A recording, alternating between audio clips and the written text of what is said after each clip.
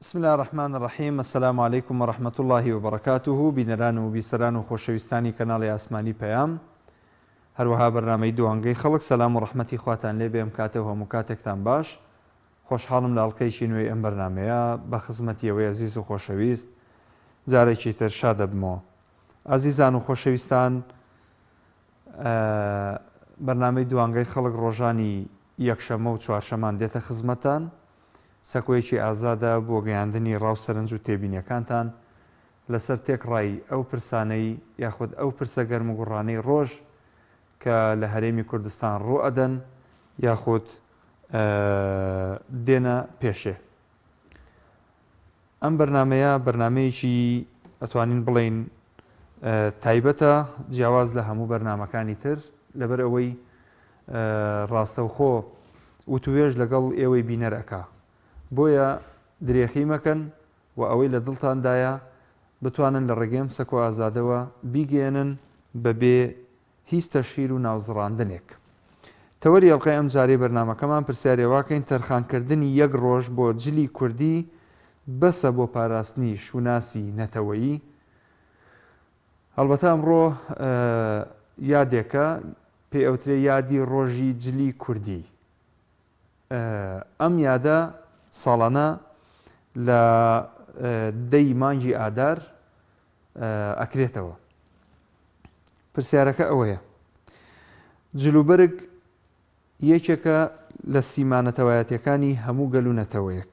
ئێمەی کورد چەندین بنەما و تایبەتی نەتەوەی و کولتوری خۆمان هەیە کە جیامان ئەکاتەوە لە گەلانی تر.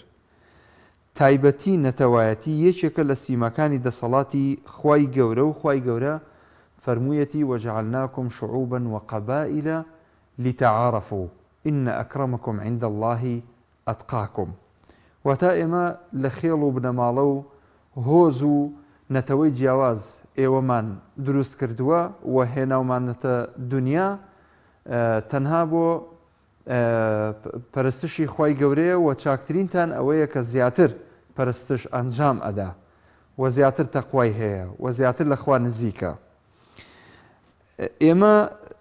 ئێوەمان کردووە بە چەندین گەل و هۆز و ئێمەش لە هەمان کاتە ئەم شوناسەی کە خوای گەورە پێی بەخشیوین کە کوردایەتیە مەفروزە شانازی پێوە بکەین. بەڵام بەداخەوە ئێمەی کورد شەرم ئەکەین لە جلوبەرگی نەتەوایەتی خۆمان و هەندێک جار گاڵتە بە کولتوری خۆمان ئەکەین. تەنانەت ڕەنگە بڵێن چ پەیوەندێکی بە حکوومەتەوە هەیە.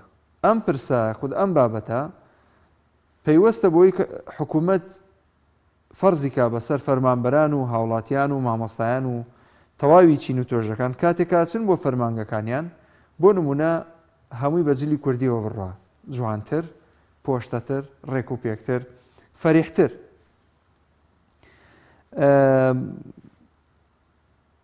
ئیتر بۆ ئەوەی زیاتر درێژەی نەدەینێ ئێوە قسەی زیاتر لەسەر ئەم بابەتە بکەن.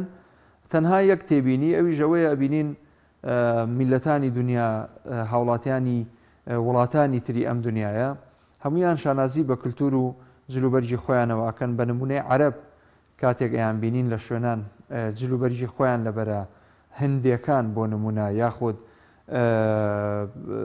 وەلحاصل نەتەوەکانی تر ئەو نەتەوانەی کە جلوبەرگی تایبەت بە خۆیان هەیە. ئێمەی کورد هەندێک جار شەرم ئەکەین لەوەی کە جلێکی کوردیمان لەبەر بێ و لە شوێنێک بە ئارەزوی خۆمان مامەڵە بکەین و بسوڕێنەوە ئەڵێن ئەوە دواکەوتووە یاخود لادێیە یاخود جلوبەرگی کوردی لەبەرە.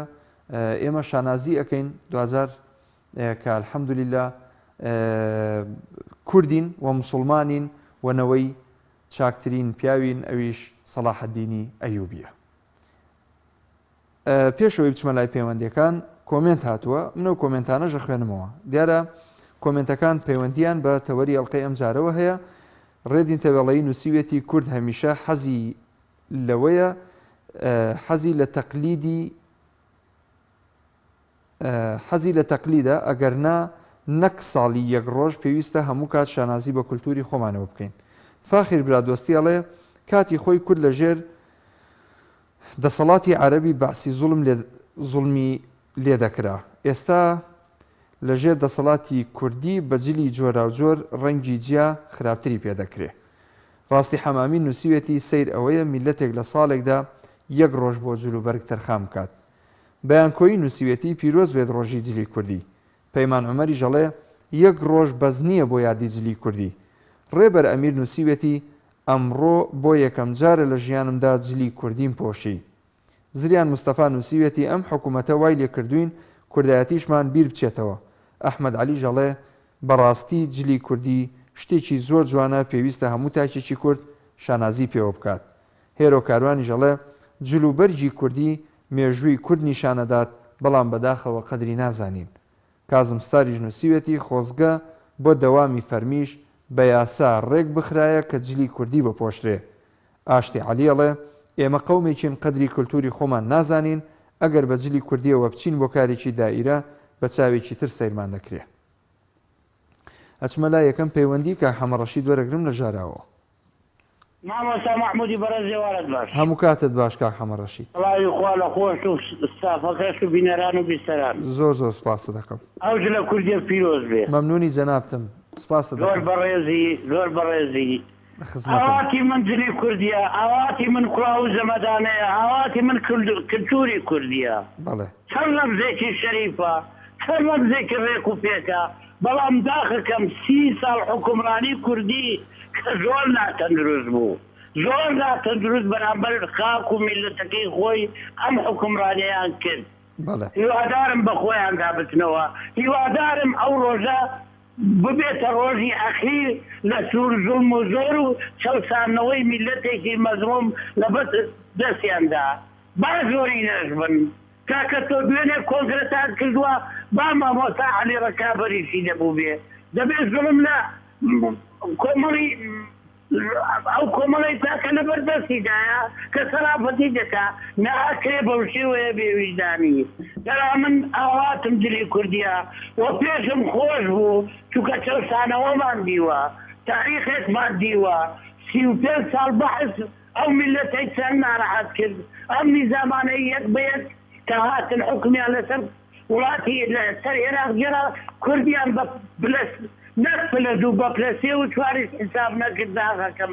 ئەمە دەداتمان بگوتمانەوە لە یەکەما بۆ ئەو زاڵمە بەڵام دەبینین لە بەرجی کوردیدا لەو بەرگەی ئەنوا مینی شتی بێقەداری پێدەکرێ بۆ شێوەیە خەڵکی دەچەوشێنەوە.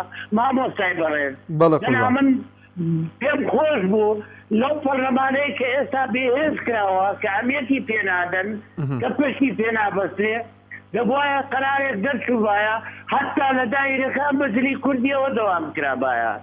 چەند جلوبەرگێکی شەریفە هەڵا تەماشای وڵاتە بچکۆڵانە بکە کە بەحرەین و هەر یەکەی کۆپە قوماشێکی لە خۆیان لەسەری خۆیان داڵێنن ڕێزم بۆیان هەیە حکومداری بەس شێوەی عادەت و تەقالیدی خۆیانەوە دەکەن. بەڵام ئێمە بەداخەوە ڕۆژێک هەر هیچ لێباتی بکرێ بڵێن ڕۆژی جلی کوردی. پێویست بوو دەوام بە جلی کوردی بکرێ لە دایرەکان بتوانین بە جلی کوردیەوە لەگەڵ یەک پێ بکەنین نەکو بە بغز و غەرەزەوە تەماشای دایرەکان بکەین کە بڵێن ناتەندروستن، بڵێن بەرتیر خۆرە ڕشوەتخۆرن، نەعەدالەتن لە دەستی ئەو زاڵمانەی کە ئێستا ئەو ڕۆژ یادەی وەزعی کورد دەکەن بەو شێوەیە. هیوادارم بە خۆیان دابچنەوە دەستخۆشی لێ دەکەم. زۆر زۆر سپاس کاک حەکیم وەرەگرم لە زەردەلی کاڵ. هەموو کاتت باش کاک حەکیم لە زەردەلی کاوەوە. لە خزمەتە کاک حەکیمەوە زەردەلی کاو لەکوێ برالە؟ قوربانمەوەی پێم وتی لە ناحەی شێخ تەسبیل سەر بە قەزای کەلاری نێمە بەڵام جارێکی کەش پێ دوتوم وایە؟ جارێکی کەش پێ دوتوم من بیرم چووە. باش لە خزمەتان قوربان فەرموو. دەستی ماچەکەم وەڵای مامۆستاگیان بەڕێی من ئەم شتانە ڕەمزیە یانی جلی کوردی ڕۆژێک و خواما ئاغای پاتیکار نییە دنیان بۆ هاود و لەو لاوە کردیانە هەڵاو مەلاحسنی دەڕیت بەو هەموو عەزەمەتەی ڕۆیی وەڵی ئەم سەرکردانی کوردم نەبینی هەر دەکە ڕێباتیشی بکەن. ئەم شتانە ڕەمزیە جلی کوردی و ڕۆژێ دانیان بۆی ئەوانە ئێوە ئەوایە باسی ئەو تەوەتان بکردایە کە دێژمەگەی داوا سێ مەعاشی کوریا و نەیانداتیانەوە وتیان ئیمڕۆ بەیانی هار نەما کتیان کردووە ئەوە لەسەرەوە ڕەخسەدەن ئەینا ئێمە کوردین و جلی کوردی وەڵای جلی کوردی وادی هاتێ خەڵک مەگەستا بۆ ئەم ناولا بۆ سێران بیکاتە بەری یعنی چی دەورێکە بینی دەست و چاوت خۆش بێ زۆر زۆر سپاس دەکەم کاک حەکیم لە خزمەتان قوربان لە خزمەتان خوا ئاگادارت بێ کۆمنت خوێنمەوە یان پەیوەندی وەرگرم با مام شەریف وەرگرم لە سەنگاوەوە مام شەریف فەرموو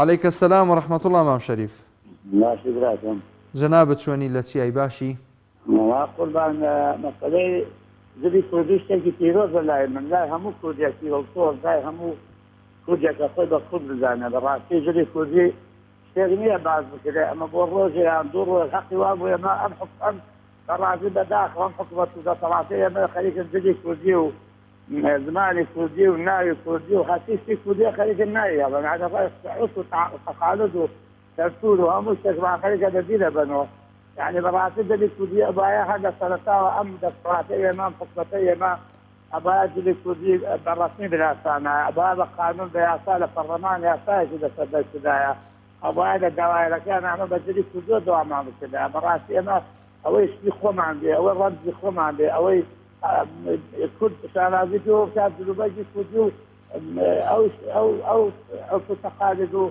تسوليك أنا دفعي وكذا فين وسيلك سيري عربك سيري همو كذا على مكان يعني عواصي بخوان سيري هم عم بحجاوه وبيزاسو وبقول ربي اخوان وبوجلوا بقي اخوان اثناء همو الله تعالى سيري بسوكاك وبنغاني الدروة نا اخوان بحياتي او حجاوه هنا بس لا نادى النبروة هو الرمزي اخوانا هو السلسولي اخوانا بلان بداخوه زور بداخوه عند الصلاة وحكمتية ما نجهز جنوب الجزائر خليك اسمعنا فيش نايابا يعني تو سيد جنوب الجزائر ثاني خماسة أفراد خماسة بجنوب الجزائر كوديوا جوان بو بجنوب الجزائر كوديوا درسوتو قبر جزائر أنا سرايان بجنوب الجزائر كيسا بدأن جنوب الجزائر دروا هنا ولمنا ولولا أما حسن أنا شيء يا حجاب يا أمانة ساكن تجي كودي جوانا حجاب تجي كودي جوانا عنهم مديناتك كيسا حتى كودتان والروز الرجالة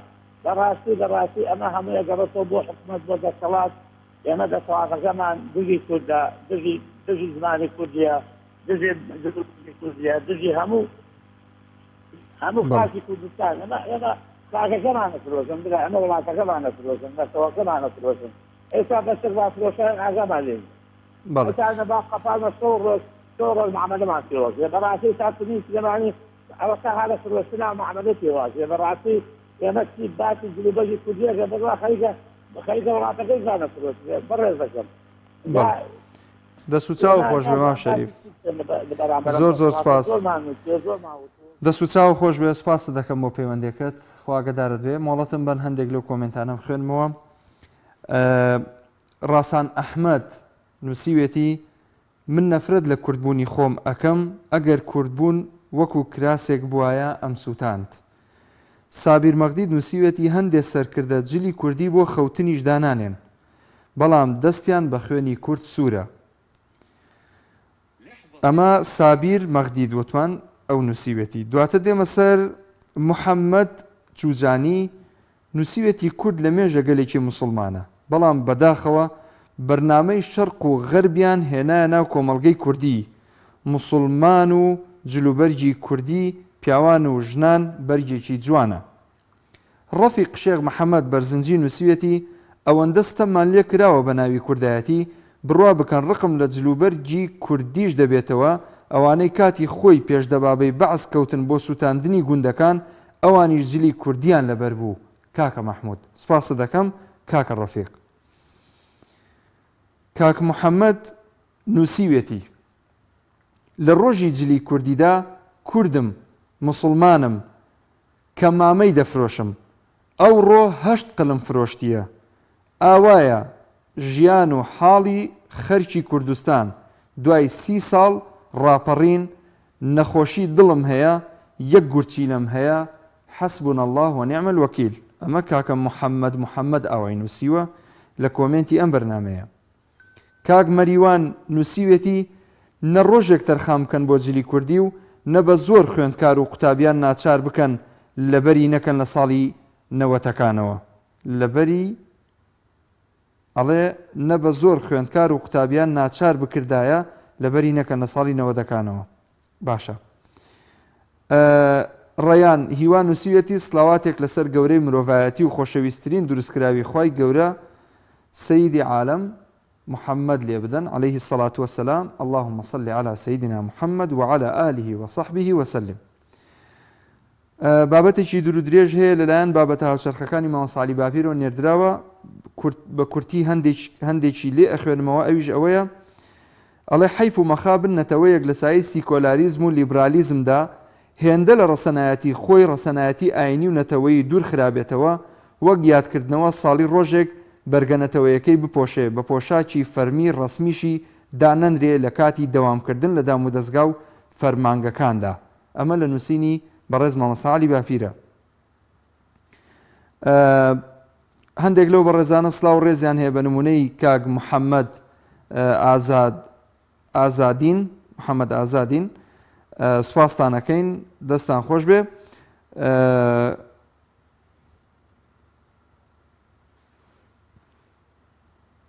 وەرێگرم پەلە مەکەن کاکە و کۆمنتانە خۆم ناکرێ هەمووی یەکسەر بخوێنمەوە بێ چاوێک پێیا بخشێنمەوە چونکە جاری وا هەیە لە کۆتایەکەیە ئەکەوینە بۆسەوە هەندێک قسەی خراپ نووسراوە بۆیە هەندێک لەو بەڕێزانە سەرەتاکەیان زۆر جوان هێناوە دوای لە کۆتاییە خراپیان کردووە ببورن. باوکی من نووسیوێتی ئەمە وەکو ئاکاونتێک لە فەیسبوک بە ناوی باوکی من نووسیوێتی مەعاشی 3 مانگی وەزارەتی پێشمەرگە نەدراوە خۆپیشاندان بکەن قبوڵی مەکەن. باشە قاسم تەها نووسیوێتی جلی کوردی وای لێ هاتووە تەنانەت بۆ نەورۆزیش خەڵک بە عیبەی ئەزانێت بیکاتەبەری لەبەر چاومان وا ناشرینیان کردووە.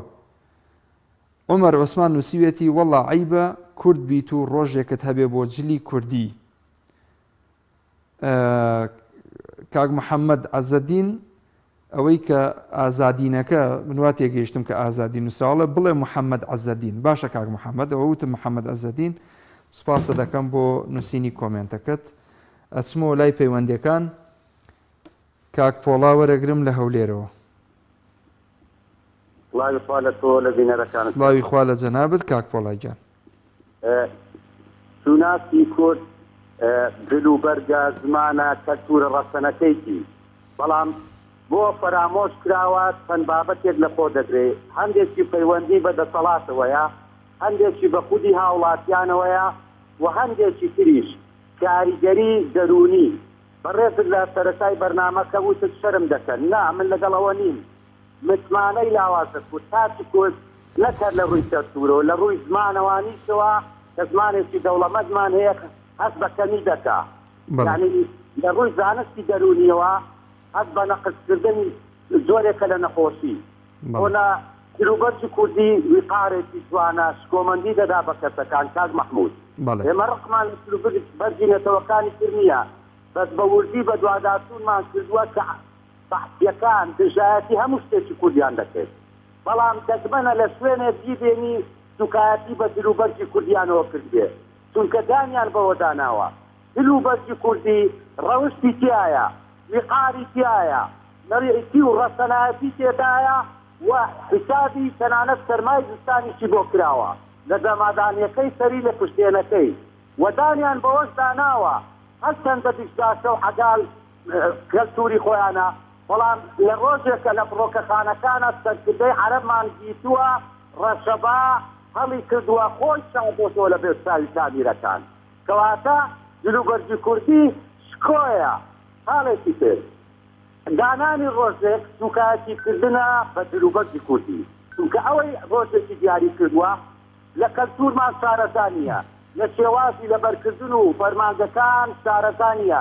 دەبوایە فەرمانبەران سەرپشت بکرێت. و خاڵێکی تریش داوا لە نوێنەرانی کورد دەکەم لە بەغدا ئەگەر متمانەتان بە خۆتان هەیە بە دل و بەرگە جوانەکەی کوردیەوە ڕەسەنەکەی کوردیەوە بچنە ناو پەرلەمانی عێراق چونکە لە گفتوگۆکانتان هیچ دەستکەوتان نەبوو با دنیا بە چاوی تامیرەکان بێبێنێ ئەوان کوردن چونکە زۆر کات هەڵوێستەکانتان لە هەڵوێستێکی عەرەبێکی نافتریە و ڕوومادی جیاواتی نەبووە دەبێ نوێنەرەکان لە بەختان نیشانی بدەن بە زلی و بەرج کوردی بۆ ئەوەی ببێتە نمونەیەک چونکە زۆر لە بڕوا هەڵگری بڕوانامە هەیە سلوبەرجی کوردی لە بەرناکە وەک فرێ گەڕاوەیە بۆ دواوە و بە کۆنی چونکە متمانەی بەخۆی نییە بەڵام من زۆر دەڵێم لەسەر هەموو شتێک سوپاسی خوا دەکەم و لەسەر ئەوە زیاتر سوپاسی خوا دەکەم کە بە کوردی منی خەڵق کردووە لە کوردستان منی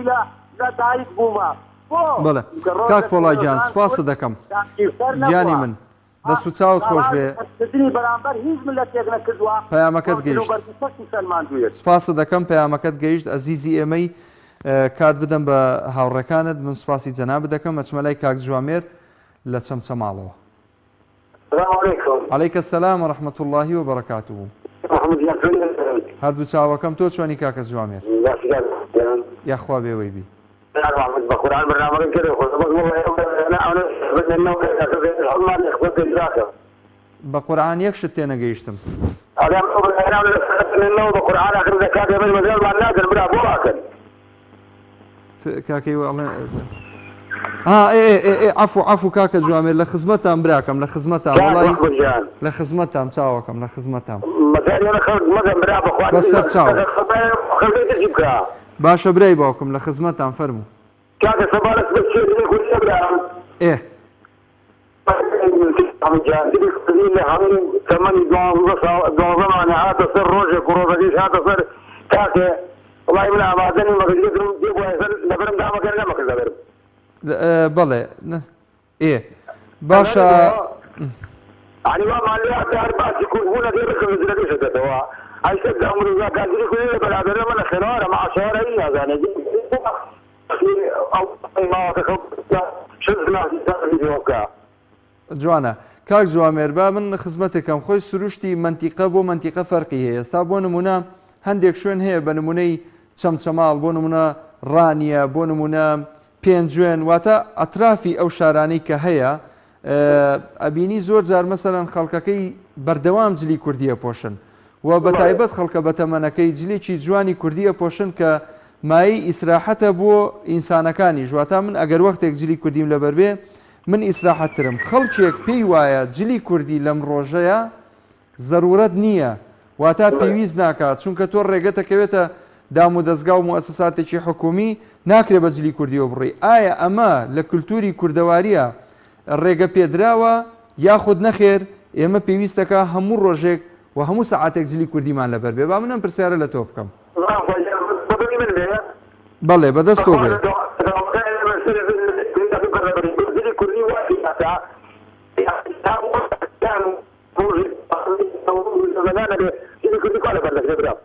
بەڵێ دەستەکانت خۆش بێ دەستەکانت خۆش بێ کاک جوامێر سوپاسە دەکەم بۆ پەیوەندێکت مەمنونم ئەچمە لای باوکی محەممەد لە ڕانیەوە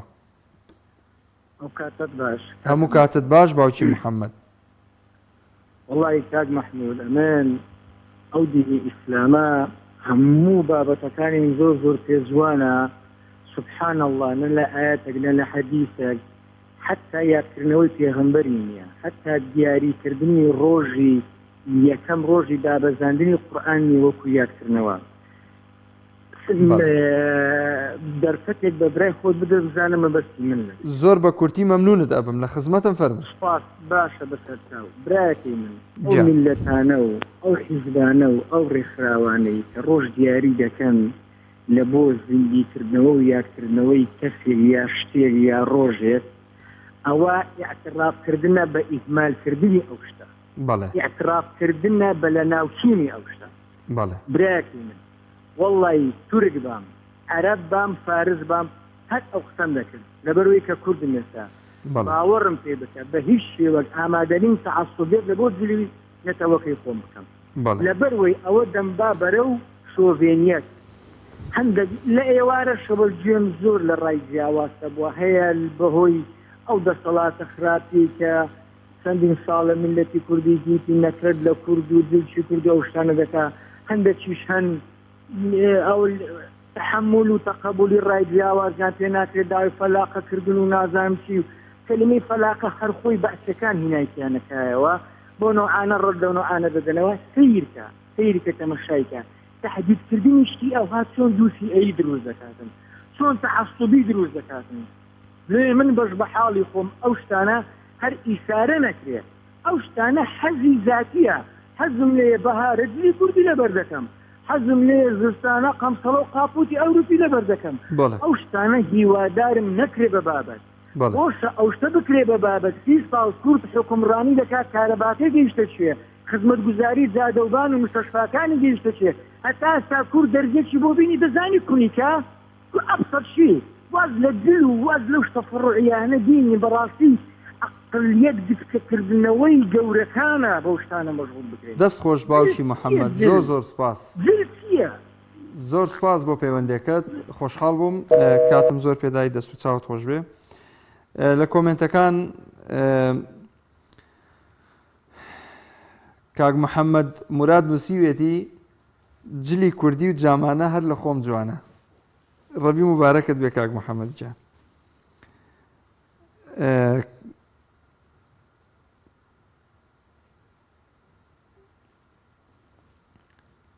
یوسف سابیر نووسیوێتی شێوازی دوورینی جلوبەرجی کوردیشیان قۆرخ کردووە. خەدیجە موراد نووسیوێتی کورد بێساحێبە و بێسەرکردەیە کورد پێویستی بە پیاوی زانا و عاقڵە نەک ئەو سەرکردەیەی ناساندنی خێڵ و هەوارەکەی خۆت و وەچە و بەچە بناسێنی جلی کوردی چی لە سەرۆکێکی بێ ئەزمون بکات. عەبدوڕەزاق جەمیل نووسیوێتی پێویستە هەموو ڕۆژ جلی کوردی لەبەر بکەین نەک تەنها ڕۆژێک. محەممەد جەمال نووسیوێتی سەدام حوسێنیش جلی کوردی لەبەر دەکرد ئێستا ئەندامانی بنەماڵە و حیزب بە جامانەی جلەکانیان ناتوانن لەوە زیاتر ئەم میلەتە بخڵەتێنن. جامانەی ڕەنگێکی نووسیوە با من نەیڵێم پێویست ناکات لە ڕێی شاشەی کەناڵی پەیامەوە دواتر نووسیوێتی جلی کوردی ڕاستەقینە ئەوەیە کە لەبەری مامۆستا عەلی باپیردایە. سپاس کاک محەممەد. کاک ئیبراهیم زیاد نووسیوێتی سەرکردەیەکمان هەیە زۆربەی دەرکەوتنەکانی بە جلی کوردیە هیوادارم شوێنکەوتوانی لەمەشدا چاوی لێ بکەن. پرشە عومەر نووسیوێتی دەبوو هەموو ڕۆژێک جلی کوردی بپۆشین نەک ڕۆژێک وەکو ڕەمزێک دابنرێت. دایجان نووسیوێتی جلی کوردی جوانترین جلو بەرگە ڕەمزی هەموو نەتەوەیەکە. نێرگز خان نووسیوێتی زمانی کوردی ژوای لێ دێت ساڵی جارێک بێت واتە یادی بکرێتەوە مەبەستی ئەوەیە. بەکر شۆرێ نووسیوێتی جلی کوردی هیچ بەهایەکی نییە هەتا وەکو ئەم سەرکردە خاک و نیشتیمان فرۆشانە بمێنن تۆ کە نیشتیمانت نەبوو جل سوودی نییە. کاک ئازاد وەرەگرم لە چوارتاوە. کاک ئازاد کاک ئازاد گیان فەرموو کاک ئازاد کاک ئازاد شوێنەکەت بگۆڕە شەبەکەت باش نییە. تۆ چۆنی کاک ئازاد گیان لە خزمەتام گیان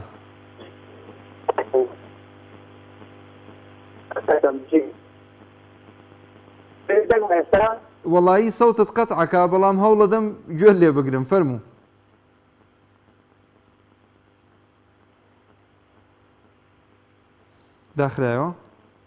داخرایەوە کاک ئازاد پێشەکی کرۆزبایی لە ئەڵی دادەکەم بە بۆنەی ڕاستەکەیان بۆ خوازم. سپاسە دەکەین فەرموو قوربان. تاخیر بوو ئەم پیرۆزباییە بەڵام من کوڕەکەی چێکە لە خزمەتای پرسراوی ڕێخستنەکانی شازاژێری حزبی شەهید کوردستانم بەڵام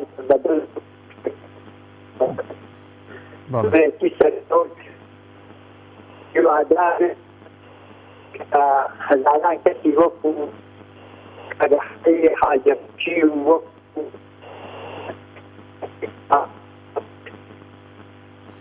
کاک ئازاد زۆر خۆشحاڵ ئەبووم ئەگەر وازەحتر جەنابەت سەوتت بگەیشتایەتە ئێمە سەوتەکەت قەتعەکە هیوادارم یان شوێنت بگۆڕیان پەیوەندیمان پێ بکەیتەوە سپاسە دەکەم وازەح نییە بەڵام ئەوەی کە تێگەیشتم جەنابەت پیرۆزباییت لە کۆنگرەی کۆمەڵی ئیسلامی و دادگەری کردووە و پێت باش بووە دەستخۆشی لە کۆمەڵە خەڵک بکەی لەم هێزە سیاسیە سپاس بۆ جەنابەت بۆ پەیوەندیەکەت ئەچمە لای کاک مەحموود لە دهۆکەوە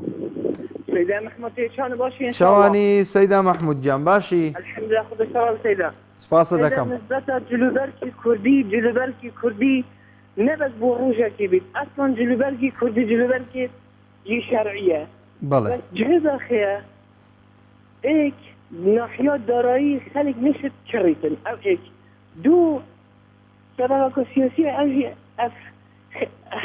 بەسەڵەتارە وەزی کردناوی کوردینیە خەڵک بەر وەژێک ڕاشکرد جلوبەرکی کوردی سەیدا مەحموود وگەلێک بۆ سەیدا مەحموود سەیدا مەحموود بەڵێ یەک پرسیار زەحمەت نەبێ ئێستا جلوبەرگی کوردی شێوازی هەیە شێواز یعنی ئێستا هەیە جۆری هەیە مەسەلەن هی خەڵکی بۆ نمونە پێڵەن کەتافی پێڵەن مەراخانی پێڵەن چۆغە هەموو ئەم نەوعانەی هەیە وایە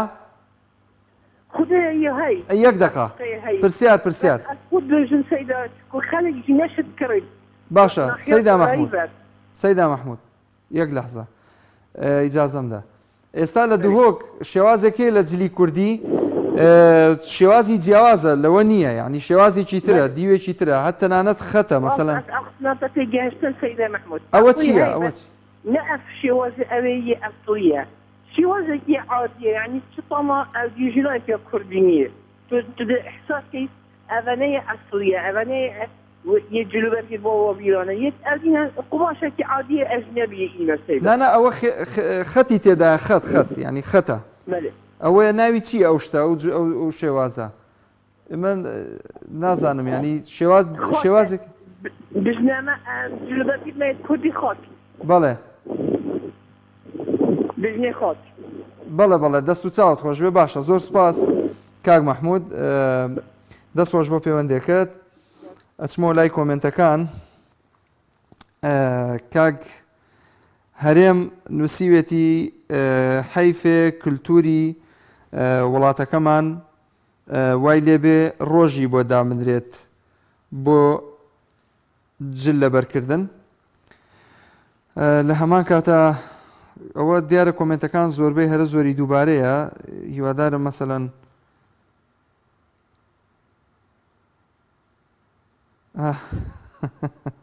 کاک سەفەرەنوەر نووسیوێتی کاک مەحموود بەڕێز دوعا بکەین بۆ خوا ڕۆژێکدا بێت پەنتۆڕیش نەمێنێت وەڵاهی ئێمە ئەڵێن جلی کوردی کە یادێکی بۆ دانراوە بۆ نمونە ڕۆژێکی بۆ دانراوە تەنها لەو ڕۆژەیە ئەم یادە نەکرێتەوە ئێمە شوناسی ئێمە بۆ نمونە هەندێک شت هەیە کە میلەتی کورد دەتوانێت شانازی پێ بکە یەکێک لەوانە موسڵمان بوونیەتی ئەوەیە کە سپاس بۆ خوا بە ڕێژەیەکی زۆر بەرچاو خەڵکێکی زۆری ئەم هەرێمی کوردستانە و هەر چوار پارچەکەی کوردستانیش موسڵمانن و ڕوو لە خوان و الحەمدولیلا جێدەستیان دیار بووە لە چاکە و لە خێرویستن و لە هاوکاریکردنی یەکتر و بە دەمۆچوونی یەکتر و بڵاوکردنەوەی خۆشەویستی و محەبەت لە ناو یەکتر بەڵام ئەوەی کە دوجار ئیسفادەی لەم جلە کردووە و ویستوێتی لە ڕێگەی ئەم جلە کوردیەوە خاک بفرۆشێ وڵات بفرۆشێ هەر لە زمانی کۆنەوە تاوەکو ئەمڕۆ خوا تەوفیقی نەداوە و نایشیدا کاک بەکر وەرەگرم لە سەید سادقەوە کاک بەکر هەموو کاتێ باش کاک بەکر گیان مەمنونی جەنابتم سپاسە دەکەم من باشم الحەمدولیلا لە خزمەتی جەنابتم پێشکەشت بێ وعد پێشکەشت بێ ئەم جل و بەرگەی من پێشکەشی جەنابت بێ بەس شوێنێکم پێ بڵێ تەنانەت بۆشتە نێرم بۆ سەید سادق لە خزمەتم تۆ سەیری کە تۆ کاکە ئەزانم ێ ساڵن بۆ پێشکەشی ئەمە نەکرد بەڵام کاک بەکرجان ئەگەر ئەم جلوبەرگەی بۆ ئەم جلوبەرگەی لەبەری منایە بۆ جەنابەت ئەبێ ئەوە پێشکەشت بێت بەبێ هیچ ئەم لاولایەک من پیرۆزی تۆ یەکەم ئەو لە جوانانە پیرۆزی جەناب قوربانە بە مەمنونم سپاسە دەکەم کاک بەکرجان لە خزمەتام دلی کوردی و خۆی گەنجانی خۆمان حەزەکەین ئەگەر ڕۆژێک بێت سەعاتێک بۆ دڵخۆشی هەر خۆشە کاک محمود جان بەڵێ وایە بە تاکید ئێمە ڕەمزی خۆمان جامانەیە و دلی کوردی وەختەی کوردی قسەی دایی بەڵێ ئەمە ئەساسە بۆ ئێمە ئێمە نەڵێن حکومەت وە ئێمە خۆمان حەزەکەین ناڵەکانمان ئەولادەکانمان دڵیان خۆش ڕۆژێک بێ سەعاتێک دلی کوردیان بۆکەین پەیوەندی بە حکومەتۆ نییە حکومەتی حەقا هاوکاری بکات لە سلوبەردا لەستا بۆ فەنکارەکان ئەوەی جایە ئێمە هیوایەتمان ئەوەیە کە مناڵەکانمان دڵیان خۆش بیە و ڕۆژێک بێ ساڵێک بێ سەعاتێک هەر جوانە ڕەمزێکی کوردەواریە و جوانە بە تاکید وایە بە تاکید وایە دەست و چاوت خۆش بێ کاک بەکرجان دووبارە لە خزمەتام هیوادارم ئەگەر تەلەفۆنەکەش دانەخەیتەوە ژمارە تەلەفۆنەکەت جێبێڵی دوجار من ئەم جلانە پێشکەشی جەنابەت دەکەم لە خزمەتام سپاس بۆ پەیوەندیەکەش ئەزیزی منی کاک بەکرجانە چمە لای کاک محەممەد لە هەڵەبجەوە کاک محەممەد جان فەرموو جەنابەت چۆنی قوربان لە خزمەتام فەرموو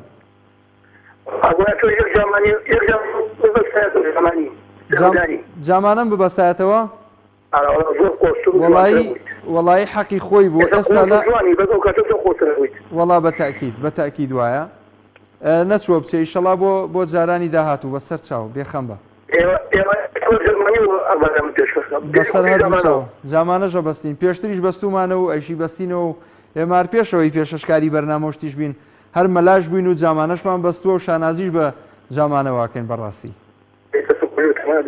لە خزمەتتان کاک محەممەد جان ئەزیزەکەمی خوارد لەگەڵ بێ خوا حافیزت بێ سپاس بۆ پەیوەندیەکەشت خوارد لەگەڵ